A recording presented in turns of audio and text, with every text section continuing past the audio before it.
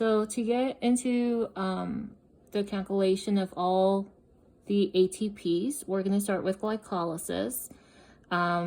It's happening in the cytoplasm. You start with glucose, and then an ATP is used to make ADP with the enzyme hexokinase, which turns this molecule into glucose 6-phosphate. So glucose turns into glucose 6-phosphate. Then with the help of phosphoglucose isomerase, it turns into fructose 6-phosphate. An ATP is then needed and used and converted into ADP it's converted into fructose 6 biphosphate with the help of the enzyme phosphofructokinase. And so we're left with this molecule. And then this is converted into glyceraldehyde 3-phosphate. And this can actually make another molecule called dihydroacetone phosphate, or it can make two of these glyceraldehyde phosphates. So we're just gonna say it makes two of these molecules.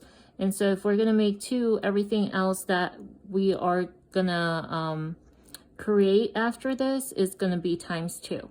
So thinking of this being two molecules, the next step in glycolysis would be using an ADT and converting it to NADH to create the 1,3-biphosphonate biphosphoglycerate, which is this molecule here.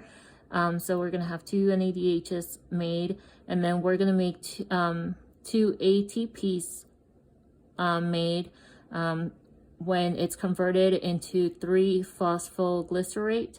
So the ADP is converted to ATP with the enzyme phosphoglycerate kinase.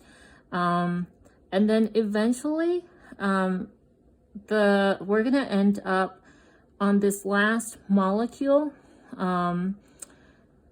where phosphoionopyruvate is converted into pyruvate using the pyruvate kinase enzyme. And in this step here, another ADP is converted into another ATP. So we're gonna end up, in summary, 2 ATPs are gonna be used during glycolysis, and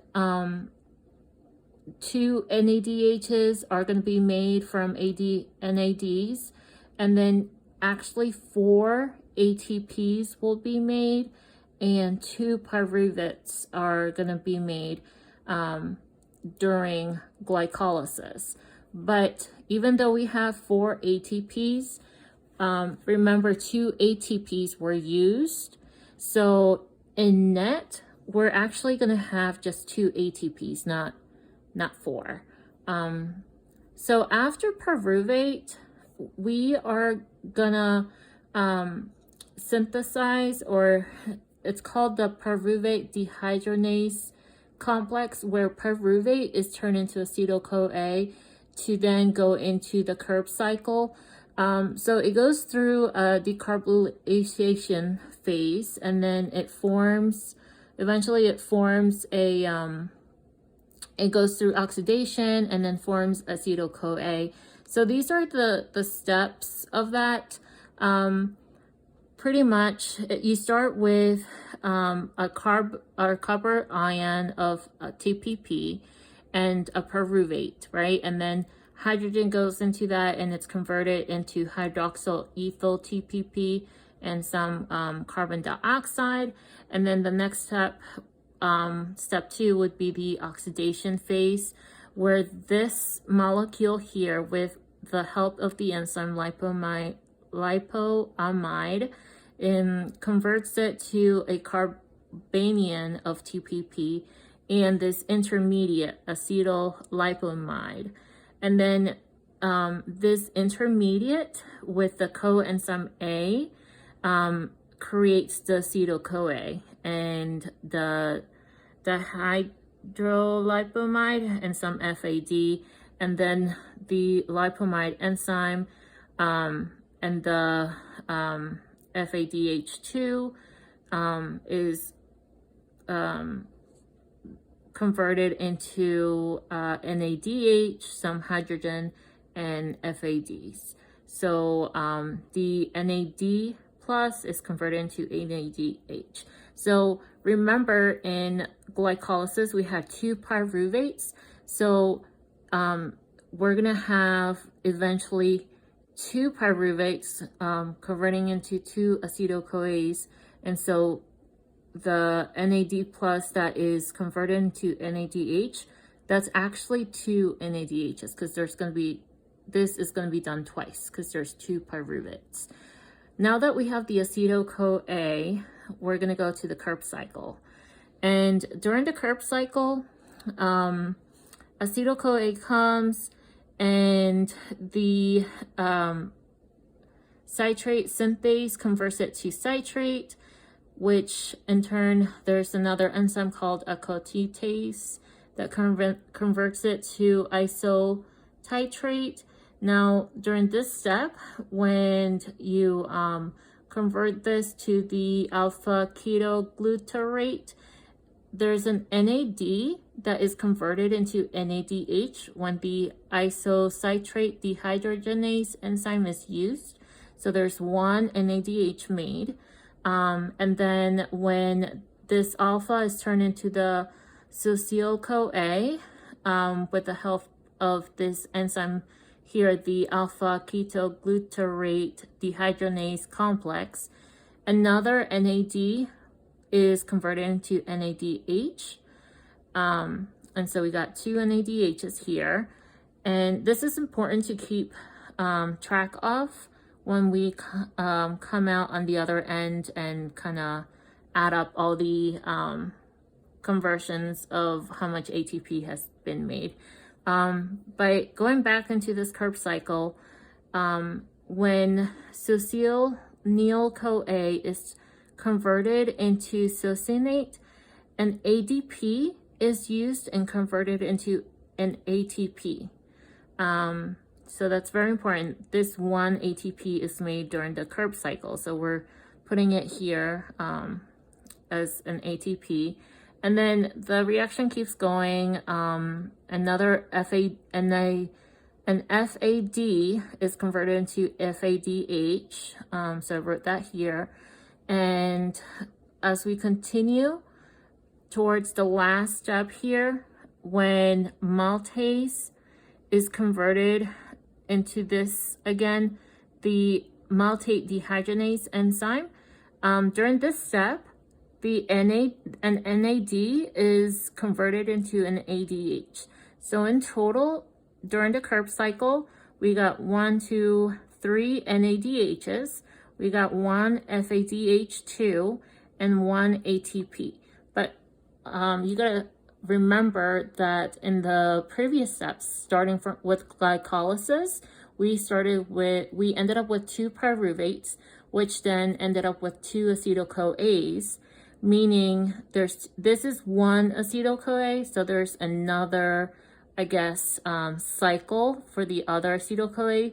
So we gotta times these times 2. So in reality, once we're done with all the acetyl-CoAs being used, we're gonna end up with two FADHs2, 3 times 2 would be 6 NADHs, and then 1 times 2 would be 2 ATPs in total.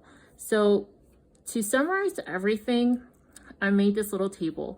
During glycolysis, 2 ATPs are made and 2 NADHs. During the pyruvate oxidation, 2 NADHs are completed, and during the Krebs cycle, 2 ATPs, 6 ADHs, and 2 FADHs. So during glycolysis, remember we got glucose, and then we needed two NAD pluses, 2 ATPs, 4 ADPs, and then 4 phosphate groups. And then after glycolysis, we ended up with 2 pyruvates, 2 NADHs, 2 ATPs, and 4 ATPs. But remember that we used 2 ATPs. So really during glycolysis, the net would be 2 ATPs, 2 NADHs, and 2 pyruvates. So the important ones that are we're gonna convert is the ATPs and the NADHs. So we have that here, 2 ATPs and 2 NADHs. And then during the pyruvate oxidation, we started with these 2 pyruvates, right? And then we used an NAD and coenzyme A. But after oxidation, we ended up with the acetyl-CoA times 2. The NADA was converted into NADH times 2, and then we ended up with a carbonic dioxide, but 2 of them. So in summary, during pyruvate oxidation, we had 2 NADHs.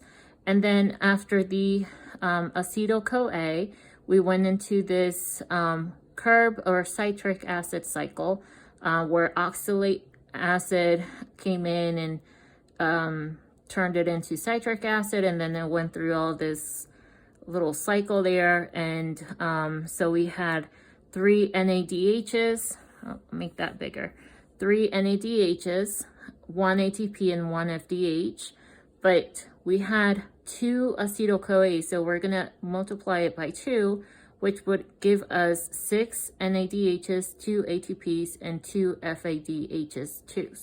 So I put that in here.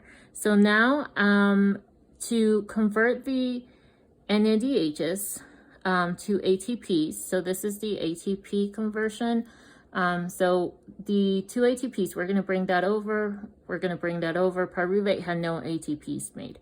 Now the NADH, there is, depending on glycolysis, so I have a here, 1 ATP is equal to 1.5 times the number of NADH, or 2.5 times the number of NADH. And I have a note here that when NADH is produced in glycolysis, it can have a different conversion factor depending on where they end up in the first, either in the first protein complex or the third protein complex during the electron transport change. So that's really important to keep in mind, because if, say, it ended up in the first complete protein complex, the conversion factor is going to be different than if it ended up on the third protein complex. So in this scenario, we're gonna assume that the protein complex ended up later, like on the third protein complex. So that would have been this conversion factor, 1.5.